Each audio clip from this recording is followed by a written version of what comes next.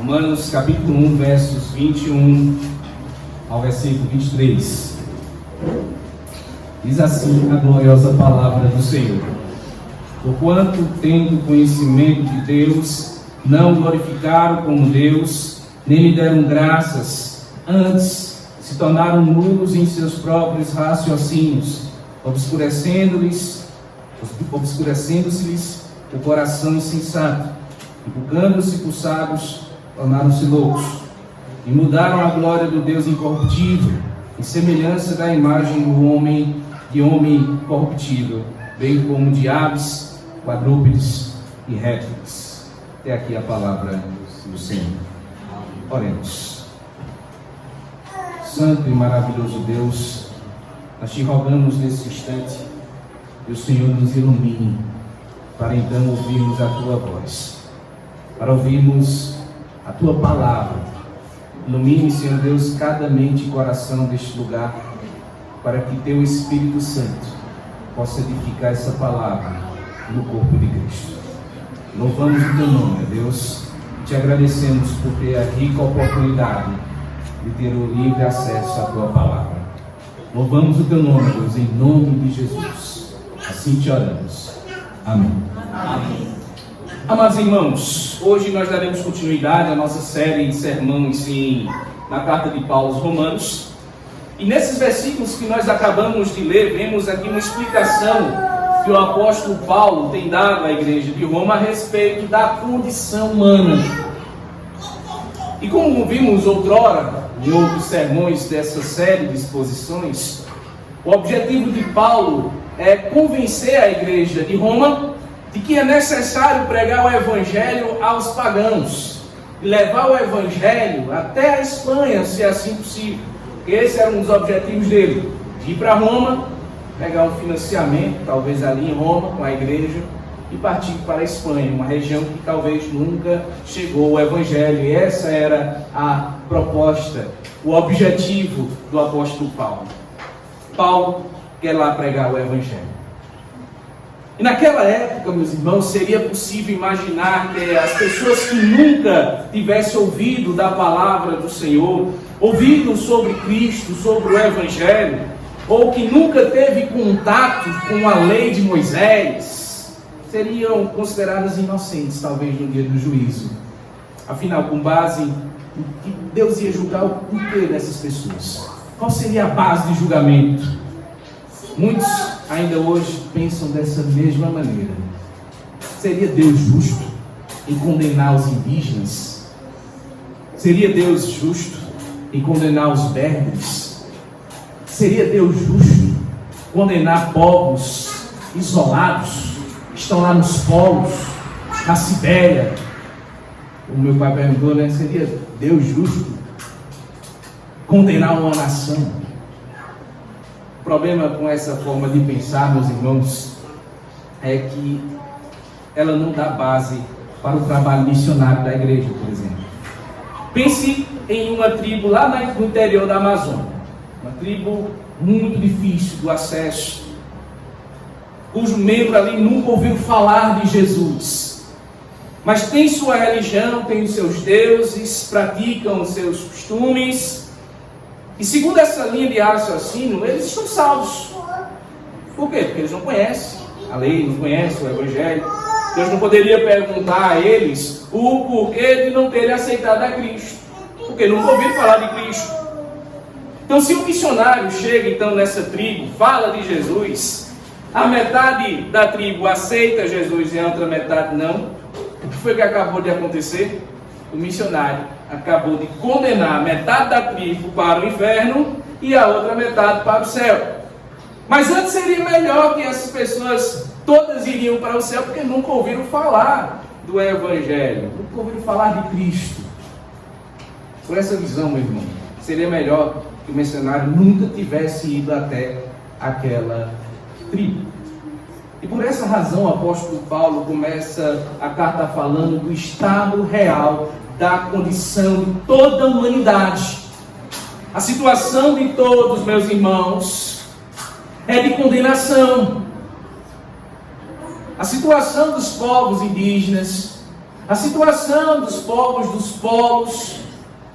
povos mais distantes, mais inóspitos, que vivem nas regiões mais hostis desse planeta. Toda a humanidade é de condenação. E essa condenação tem como base a revelação natural de que nós tratamos no sermão anterior. A ira de Deus se revela nos céus diante do impedimento da verdade pela injustiça do coração. E esse conhecimento está gravado na consciência das pessoas. Paulo demonstra, meus irmãos, que Deus se revelou na consciência de todos os homens. E, portanto, eles não são tão inocentes assim. No coração do ser humano existe o conhecimento de que há um ser superior, de que esse ser está irado. No verso 19, Paulo vai além e mostra que os atributos invisíveis de Deus estão evidentes nas coisas que foram criadas, lá no verso 20. E ele finaliza esse trecho dizendo que esses homens são indesculpáveis, não têm defesa. Lá no dia do juízo, quando Jesus voltar, Deus os condenará de forma justa por terem reprimido, por terem afogado, detido a verdade da existência de um Deus todo-poderoso, eterno, santo, rejeitando esse conhecimento na própria consciência e também na natureza. Porque é claro, a existência de Deus é clara entre toda a humanidade. E essa é a razão pelo qual Paulo queria ir à Espanha. Ele queria ir à Espanha porque ele sabia que os povos da Espanha estavam condenados. Ele queria levar a salvação para aquelas pessoas. Eles estavam perdidos, assim como todo mundo pagão. E como toda a humanidade, eles haviam sido condenados por Deus por terem reprimido, por terem detido a verdade que havia em sua consciência e na natureza que brilhava ao seu redor. E por isso é tão urgente e tão importante fazer missões, evangelizar, pregar a palavra de Deus em todas as épocas e em todos os lugares, meus irmãos. Na sequência, Paulo passa a explicar esse sistema, esse mecanismo por meio do qual a humanidade ela detém, a supressão da verdade, ela afoga a verdade de Deus, esse conhecimento de Deus. Os homens se afastam de Deus e a consequência disso é justamente o que a humanidade é. Quando os homens se afastam de Deus, aí você liga lá na televisão, naqueles jornais pinga-sangue, e aí você vai ver o que é a humanidade. Aquele é o retrato da humanidade. E é isso que nós vamos ver agora. O homem tem conhecimento de Deus. Veja aí o verso 21. Ele diz: porquanto, tendo conhecimento de Deus, não o glorificaram como Deus, nem lhe deram graças. Antes, se tornaram nulos em seus próprios raciocínios, obscurecendo-se-lhes o coração insensato. As pessoas das quais o versículo aqui fala que tem consciência de Deus, o que significa é justamente que eles sabem da existência de Deus.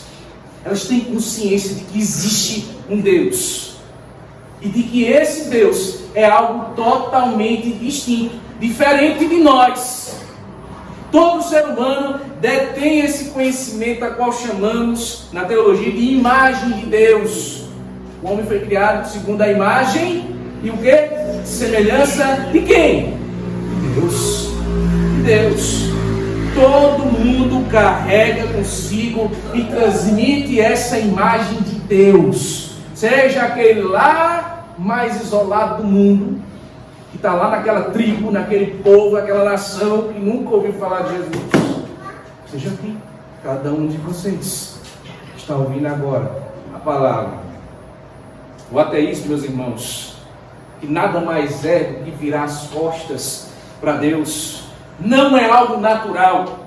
mas sim a decisão deliberada que uma pessoa toma em ignorar as evidências claras, presentes na sua consciência, presentes na natureza, de que existe um ser superior e que não é igual à sua criação.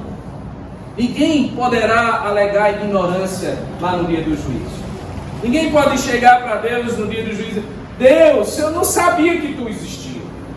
Deus, eu não sabia que era assim, Deus. Porque é claro a existência de um Deus Todo-Poderoso. É claro, é evidente. E muito menos nós também, irmãos, estamos que recebemos a revelação especial do Senhor. Por meio dessa revelação, por meio da Bíblia, por meio da palavra de Deus, ela vai nos mostrar com mais clareza quem é Deus, quem nós somos, porque somos assim. E além de nos convidar a nos reconciliar por meio de Cristo Jesus, o Filho de Deus, o julgamento será mais severo. E isso aqui é uma atenção para aqueles que conhecem a palavra, para aqueles que ouviram a palavra. O julgamento será muito mais severo daqueles que não viram e não conheceram. O ateísmo, o agnosticismo, a idolatria e todo tipo de crença que emerge da repressão, da detenção do conhecimento de Deus, não são posturas naturais, não nasceu com você, mas sim são decisões tomadas deliberadamente. A natureza humana de fato é corrompida, mas não a ponto de manchar a consciência de que há um Deus, de que existe um Deus. Não a ponto de tirar isso. Os homens rejeitam o conhecimento de Deus. O apóstolo fala de que as pessoas fizeram com esse conhecimento. Veja aí no verso 21, no comecinho: porquanto todo conhecimento de Deus, eles têm conhecimento de Deus, tendo conhecimento de Deus, o que é que eles fizeram? Não glorificaram como Deus, nem lhe deram graças. Há, portanto, meus irmãos, ao menos duas coisas que os pagãos poderiam ter feito, mas eles não fizeram e não fazem. Eles poderiam ter pelo menos glorificado a Deus e ter dado graças a Deus, mas não foi o que aconteceu. Existe claramente um poder por trás da criação do mundo, e mesmo sem conhecer pelo nome, o ser humano deveria se curvar diante dele. Isso não salvaria as pessoas, sabemos disso. Por quê? Por causa dos seus pecados. Mas seria a reação que Deus esperaria de toda a humanidade. Essa era a reação que Deus esperaria, de ver o pôr do sol e dizer: que coisa maravilhosa, obrigado, Deus. De ver a criação do Senhor e dizer: graças a Deus por isso. De glorificar a Deus pela vida. Mas a humanidade não faz isso. O ser humano deveria ter dado graças a Deus pela comida, pela chuva, pela colheita, por várias outras coisas. Mas não foi isso que a humanidade fez. Por isso que nessa passagem nós vamos ver aqui esse processo de rejeição. Como a humanidade foi rejeitando a Deus. E Paulo vai dividindo aqui em algumas etapas. Veja, a primeira etapa é a futilidade do raciocínio. O verso 21 diz: se eles não glorificaram nem lhe deram graças, o que é que eles fizeram? Antes, se tornaram nulos em seus próprios raciocínios. A primeira fase do processo entra em curso quando alguém passa a raciocinar, a pensar, sem levar a Deus em consideração. Eu não estou criando aqui uma antítese falsa entre razão e fé, como muitas vezes pessoas fazem. Não é errado você raciocinar, não é errado você ter uma mente crítica. Podemos crer em Deus e usar muito bem a nossa razão. Podemos. Deus nos livrou do pecado, não da inteligência. Podemos ser inteligentes, racionais. Mas aliás, meus irmãos, a razão foi dada ao homem para que pudesse enxergar, ler as leis da natureza, ler a natureza, interpretá-la, ter a noção de Deus e de sua atuação no mundo. E há muitos intelectuais cristãos, meus irmãos, como vários cientistas, que nos deram a ciência moderna. Se não fosse o cristianismo, não existiria a ciência moderna. Sabia disso, irmão? Não existiria a odontologia, não existiria a medicina, não existiria nenhuma dessas ciências modernas que nós temos hoje se não fosse o cristianismo. Não existe incompatibilidade entre a razão e a glorificação a Deus. O problema acontece quando alguém começa a raciocinar, deixando Deus de fora. E aí se perde a referência. E a pessoa passa a acreditar que a razão por si só pode explicar o mundo, pode explicar qualquer coisa, quem somos, para onde vamos e como o universo funciona. Só por meio da razão. Fora do conhecimento de Deus, não há como encontrar respostas para essas grandes questões que acompanham a humanidade desde os tempos antigos, irmãos. Os homens colocaram a razão como uma deusa, pensando que o raciocínio lógico, a análise racional, a metodologia científica poderia então por si só obter respostas. Mas a realidade é que isso não acontece. Ao afirmar que os homens se tornaram nulos em seus próprios raciocínios, Paulo está querendo dizer que eles se tornaram inúteis. Inúteis. Porque o seu raciocínio não leva a lugar nenhum. É provável que ele esteja aqui se referindo aos filósofos da época de Paulo. Lembre-se que Paulo aqui, ele viveu sob o auge da filosofia grega, o auge da filosofia platônica, da filosofia aristotélica. E de acordo com o que diz Paulo, o raciocínio humano que deixa Deus para trás não pode nos dar uma resposta final para todas as coisas. Ele não está aqui contra a razão, mas contra o racionalismo, que encara a razão, meus irmãos, como resposta final para todas as coisas.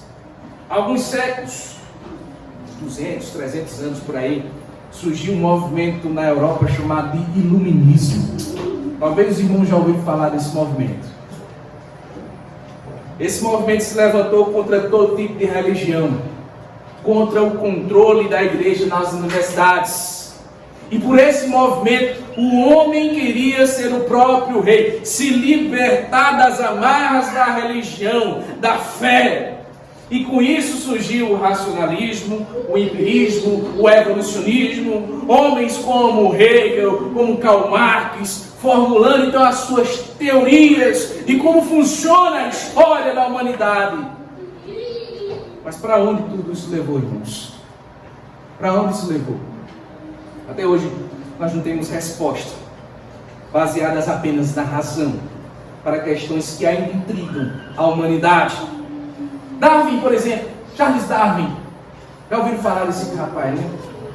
Dizia que o processo de seleção natural, que se dá por meio de mutações aleatórias, que acontece de geração em geração e da promoção da sobrevivência dos mais fortes, explica a origem da vida e a diversidade de todas as espécies. Até hoje, veja bem, irmãos, até hoje, a teoria já passou por 3 revisões. Está passando agora por uma 4ª. Por quê? Porque a descoberta da linhagem do DNA não há mais como explicar a origem da vida com base no darwinismo. Acabou-se. O acaso não gera informação inteligente. O acaso não vai te proteger. O acaso não cria. Aliás, todas as mutações, na verdade, provocam mutilações e não avanço. Segunda etapa é o obscurecimento do coração. Veja o verso 21. Ainda no finalzinho, obscurecendo-se-lhes o coração insensato. Por causa dessa insensatez de abandonar a Deus, o coração humano se tornou obscuro. Não temos luz própria, meus irmãos. Vocês sabem disso. Nós não somos um farol. Não temos luz dentro de nós, mas a luz ela vem de fora e entra através de nossos olhos. E a informação da nossa mente é o que mostra justamente o que enxergamos, porque a luz ela vem de fora. Se a luz acaba, irmãos, o que é que acontece? Se faltar energia agora, meu irmão, na cidade inteira, o que vai acontecer? É breu, é trevas, porque acabou toda a fonte de luz. Não tem luz. A figura aqui é muito clara, meus irmãos. Uma vez que alguém rejeita aquele que é fonte de todo conhecimento, a sua mente fica como aqui. Faltou energia, escuro, escuridão total. Você olha para fulano, para quem está na sua, você não vê, você não enxerga, porque está tudo obscuro. Essa é o sentido. Essa é uma excelente imagem para representar o coração do homem, o coração em trevas. Hoje, a verdade é sempre relativa. O homem está derrubando todos os pilares fundamentais da sociedade. Não tem mais respostas. E não sabe para onde deve ir. Resta apenas uma saída para esse homem sem Deus. E é o que acontece com várias pessoas. O suicídio, o pragmatismo, o viver para o prazer, para as drogas, para as bebidas, que nada mais importa. Não raro, meus irmãos, o ser humano elege algum Deus para servir, além de outros descaminhos. Terceira etapa é a loucura da autoconsciência. Verso 22, veja aí. Inculcando-se por sábios, tornaram-se loucos. O pior dessa terceira etapa, meus irmãos, é que os homens perderam o senso de autoavaliação. O ser humano começou a se considerar sábio, porque abandonaram a Deus. Estava ali finalmente encontrando respostas. Estava encontrando talvez ali a resposta da sua origem, da origem do mundo. E ao menos assim ele acreditava. As pessoas dessa forma se tornaram loucas. Uma pessoa pode ter mestrado, pode ter doutorado, PhD, títulos a perder de vista, mas mesmo assim ainda ser louca. Conheci muitos desse tipo. Eu fiz meu mestrado, na minha graduação, conheci muitos doutores, PhD, arrogantes, deuses na terra, e não podia pisar no calo dele, não podia falar diferente dele, porque ele tinha o conhecimento. Doutores da PUC, doutores da USP, PhD em Coimbra, mas completamente perdidos na sua vida pessoal. Casamentos arrebentados, mulheres e várias ex-mulheres em constante briga, seres cheios de raiva, de arrogância, de soberbos, incerto quanto às coisas da vida, uma porção de diplomas, cheio de diplomas na parede, dizendo que são sábias. As pessoas abandonaram a sabedoria verdadeira. E a loucura começa na mente e desce para o coração. E daí já não se enxerga mais verdade a respeito de si mesmo. O homem se vê como sábio, quando na verdade ele é louco e não tem mais capacidade de diagnosticar, de fazer um exame real da sua situação. Quarta etapa é a idolatria. Veja aí o verso 23. E os homens mudaram a glória de Deus, do Deus incorruptível, em semelhança da imagem do homem corruptível, bem como de aves, quadrúpedes e répteis. E tudo, meus irmãos, verifica-se uma grande ironia aqui. Os homens rejeitaram o Criador dos céus e da terra, mas não conseguiram ficar sem seus deuses. O ser humano é religioso por natureza, meu irmão. E seu íntimo clama para se prostrar para algum Deus, algum ser superior. E não há como fugir disso. Se ele não adora o Deus verdadeiro, então ele cria outro Deus. Ele vai lá e cria um Deus para adorar. E assim sempre se encontra diante de um altar, de um Deus que ele inventou para si mesmo. O ateísmo, o agnosticismo, também são formas, meus irmãos, de religião. Simples assim. No caso demonstrado aqui por Paulo, essa adoração se apresenta de forma em idolatria. Mas afinal, o que ele está se referindo aqui, meus amados?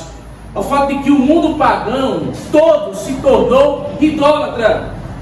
Aqueles homens que se achavam mais sábios eram na realidade idólatras.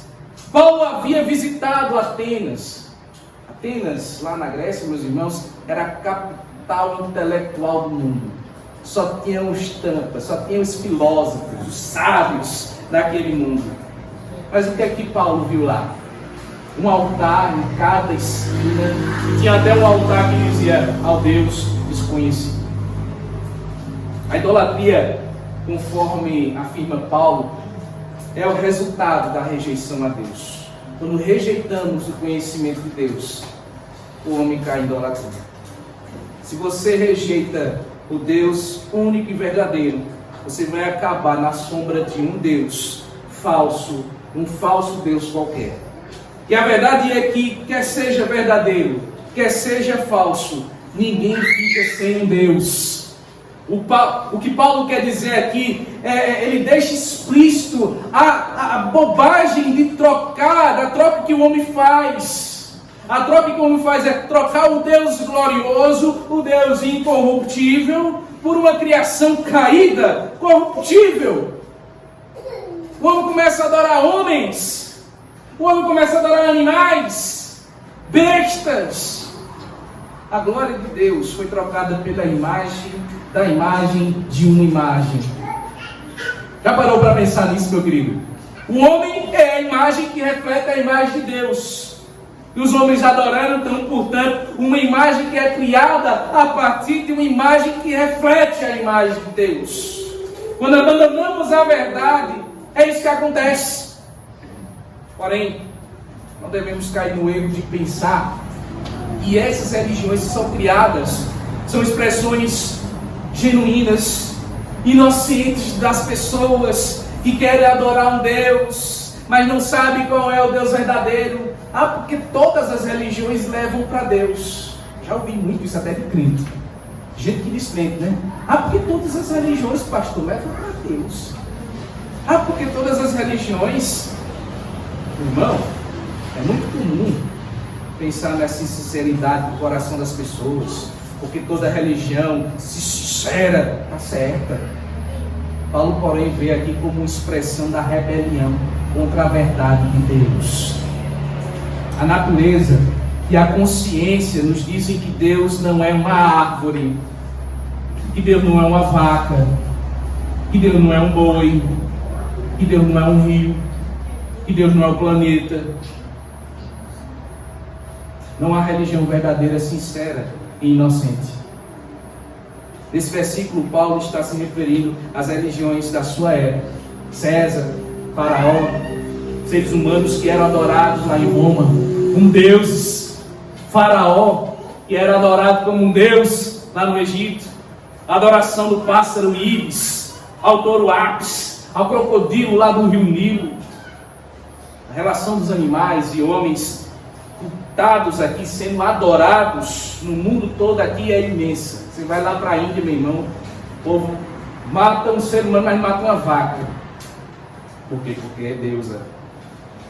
Uma versão mais moderna disso a gente vê também nesse povo do movimento agroecológico corretamente aí, que vê a terra como um organismo vivo, a grande mãe terra, né? Não pode tocar na terra, não pode mexer no... Claro que nós temos que preservar o meio ambiente. A gente tem esse mandato, é uma ordem. Deus mandou nós cuidarmos da criação, cuidarmos do meio ambiente. Mas o meio ambiente não é um Deus. Não é um organismo vivo, meus irmãos, uma deusa. A outra forma de idolatria, que é a adoração ao dinheiro, chamado na Bíblia aqui de mamon. Mamon. Qual é a sua maior motivação da vida, meu irmão? O que é que te motiva na vida? Você trabalha por qual razão mesmo? Por que tu trabalha? O que é que mais deseja? O que é que você mais deseja na sua vida? Qual é o objetivo da tua vida, né? Que a gente chama lá na escola de projeto de vida. Qual é o seu projeto de vida? O que é que você quer? Quando fazemos esse tipo de pergunta a alguém, invariavelmente o dinheiro acaba sendo uma das respostas. Quer trabalhar para ter dinheiro. E se isso também vale para a sua vida, saiba que você está entre os idólatras. Você fala lá dos católicos são idólatras, mas se você ama o dinheiro, você é um idólatra. O homem moderno, ele é avarento, vaidoso, vive para acumular bens. Precisamos trabalhar, meu irmão. Claro, é óbvio, não seja insensato, trabalhe, economize, ajude outras pessoas com o seu dinheiro, mas isso é diferente de correr atrás do dinheiro a vida inteira, como se fosse prioridade na sua vida, como se não houvesse outra coisa na vida a não ser dinheiro. Outra forma de idolatria é o prazer. Muitas pessoas fazem do prazer a sua maior motivação de vida e pulam de um tipo de prazer para outro. É sexo, é drogas, é rock and roll e por aí vai. E a bagaceira, e é só prazer em cima de prazer. E desse modo o prazer se torna esse grande ídolo da nossa sociedade pós-moderna. Muitas outras coisas podem entrar aqui nessa lista de idolatria. Filhos podem ser ídolos. Será que você já pensou, rapaz, se eu perder meu filho, será que eu deixo? Como é que vai ser a minha vida? Tem muita gente que perdeu o filho, perde a vida também. Por quê? Porque é o ídolo. Tem muita gente que é os pais. Se meus pais morreram, eu também morro. Tem outros que é os namorados, os esposos, esposas. Morreu. Acabou-se. A vida também acabou-se. Carreira, o próprio corpo ficou, perdeu aquele corpo de adolescente, de jovem. Acabou-se. A grande verdade é a seguinte, meus irmãos: sempre haverá alguém que você vai se render à sua alma e vai prestar contas a respeito do seu coração. O apóstolo Paulo está dizendo que a humanidade, ela fez isso rejeitando a Deus e adorando a criatura. Paulo trata ainda de uma última etapa desse processo de rejeição a Deus, que é a imoralidade, mas a gente vai deixar para outra oportunidade. Quero terminar com algumas aplicações. Primeiro passo, irmãos, gostaria que você tomasse, é pedir aqui a Deus que Ele abra os seus olhos, de modo que você possa ver o real estado do teu coração. Tudo que vimos até aqui, embora Paulo tivesse o mundo pagão em mente, é uma descrição do meu e do seu coração hoje. Todo crente tem um ateu lá dentro do coração, uma parte silenciosa que quer rejeitar Deus, que quer ser independente, que não quer depender do Senhor, que quer adorar qualquer outro Deus que Ele invente, fugindo da submissão de Deus. Sei lá, abra, peça a Deus, abra, Senhor, meu coração para eu enxergar isso. Por isso, não podemos baixar a guarda, não podemos abrir brecha, meu irmão, nenhum momento sequer. Se você tem, porque você tem esse coração caído e que não quer ficar calado, esse coração está ali, latejando, querendo gritar. Passamos boa parte do tempo cuidando de questões legítimas da vida, coisas boas, trabalho, isso é fundamental, mas esquecendo, meus irmãos, da tendência que o nosso coração tem de fugir de Deus, de rejeitar os caminhos do Senhor. E essa é a razão pela qual muitas pessoas que frequentam a igreja não têm um comportamento cristão adequado. Confessam Deus com seus lábios, mas vivem como se fossem ateus sendo cristãos. Agem como se Deus não existisse. São ateus práticos. E o pior tipo de ateísmo, meus irmãos, é aquele que ele professa Deus com seus lábios, mas nega Deus por intermédio das suas obras. Quebrante-se diante de Deus. Reconheça esse processo degenerativo que há no nosso coração, na nossa mente, e diga a Deus, Senhor, eu quero uma mudança de vida, eu quero uma mudança de paradigma, eu quero uma mudança de mentalidade, eu quero uma mudança de visão de mundo. Não me abandona, Senhor, porque o Senhor, se me abandonar, eu estarei perdido. Se o Senhor me abandonar, eu serei como esses idólatras que o Senhor está dizendo aqui. Espero que essa reflexão também ajude a deixar claro a necessidade de Cristo, a necessidade do perdão, a necessidade do poder do Espírito Santo. Não precisamos de remédios. Você não precisa de um band-aid para curar alguma enfermidade. Você não precisa de cirurgias. O que você precisa de ressurreição. É novo nascimento. Não há outra forma de fazer isso senão por meio do Evangelho de Cristo Jesus. Não há outro poder capaz de realizar transformação, renovação, senão pelo Evangelho de Cristo Jesus. Não existe outra esperança, irmãos. Vamos orar. Senhor, nosso Deus e Pai, nós te louvamos, Senhor Deus, porque a Tua palavra é viva, porque Tua palavra é fiel e nos confronta com a verdade que tantas vezes tentamos ignorar, tentamos não ouvir. Reconhecemos, ó Deus, que sem a Tua graça seríamos como aqueles descritos por Paulo, vazios em nosso procedimento, cegos em nossos corações, arrogantes em nossa própria sabedoria e prostrados diante de ídolos e falsos deuses. Tem misericórdia, Senhor, de nós. Que Teu Espírito Santo ilumine o nosso coração, quebrante o nosso orgulho e nos conduza para um arrependimento sincero, Senhor. Ajude-nos a viver para a Tua glória, Senhor Deus. Render-te graça em tudo e manter os nossos olhos fixos em Cristo Jesus, ao alvo que é a cruz, ao autor e consumador de nossa fé. Não nos deixe cair na armadilha de religiões vazias, nem nesse ateísmo prático de confessar a Deus e viver como se Deus não existisse. Renova a nossa mente, Senhor. Transforma o nosso coração. Guarda-nos firmes no Evangelho de Cristo. Saímos daqui conscientes.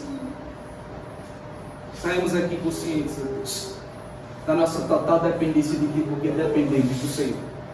Vivendo não para nós mesmos, do Senhor, mas vivendo para a Tua honra e para a Tua glória.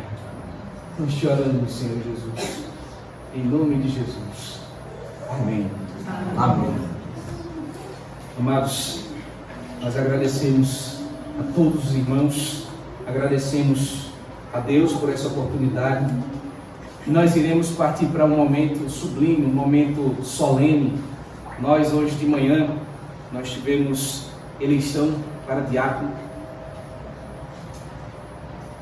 E nós elegemos o diácono Mendro, que está aqui conosco.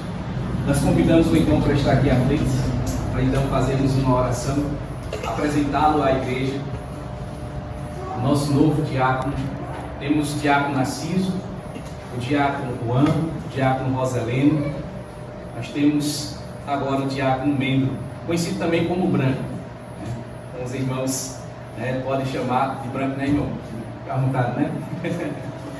Então, meus irmãos, vamos ficar de pé e vamos fazer uma oração consagrando esse irmão a esse ministério que é tão importante, que é justamente o ministério diaconal para servir a igreja.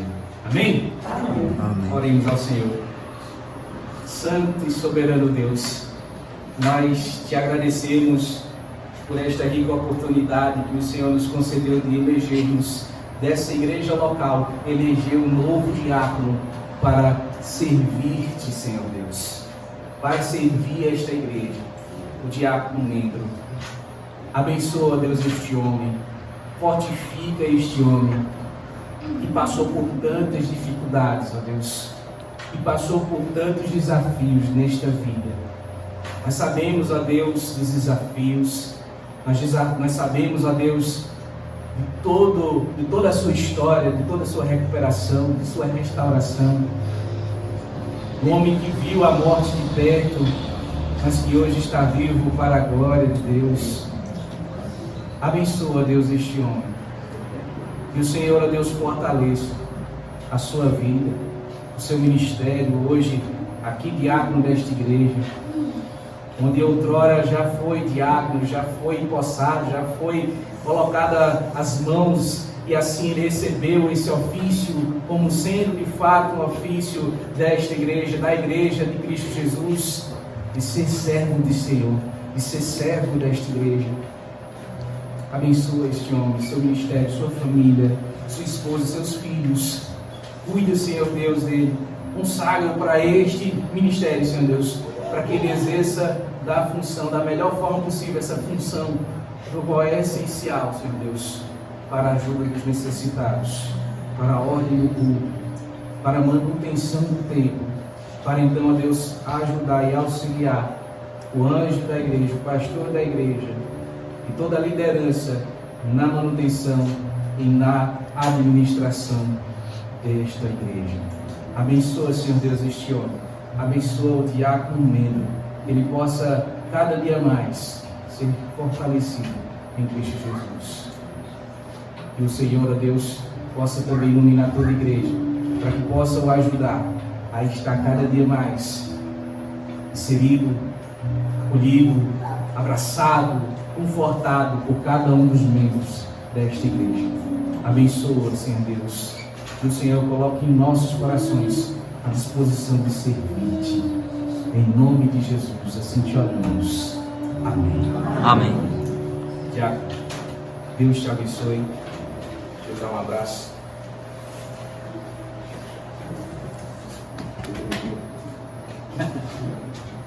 Quer falar alguma coisa, irmão? Fica à vontade. Pois é isso, irmãos. Deus os abençoe. Os irmãos podem sentar e passa a palavra ao diácono Juan para a finalização dele.